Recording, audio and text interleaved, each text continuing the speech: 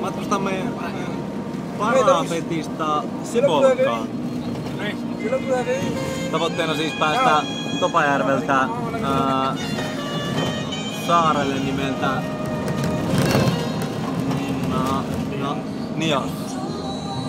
Tässä me mennään koko perheen kesken romanttisesti. 5 tuntia matkaa eessä ja tunnelma on aika tossa. No joku alkaa olevan kuumattaa, kun sä kuvasit sitä. Hölli.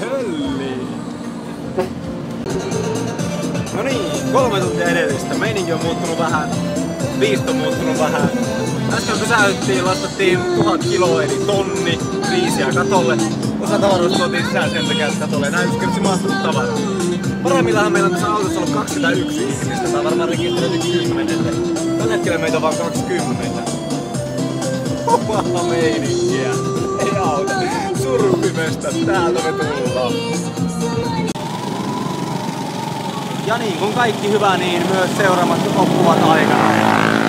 Vaihdoimme nyt sitten hieman pienempään kulkuvälineeseen paikalliseen Skopa-kyytiin. Lähdettiin etsimään guesthousea tästä hienosta Länsi-Sumatran kalastajakylästä nimeltä Sibolka.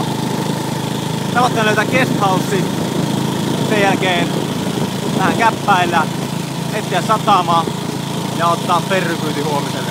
Ai. Yhtään länkkäreitä koko matkalla, nyt ollaan ytimessä. Ei yhtään lännen miestä, ei yhtään lännen naista, eikä ei länkkäriä. Me ollaan täällä keskenään.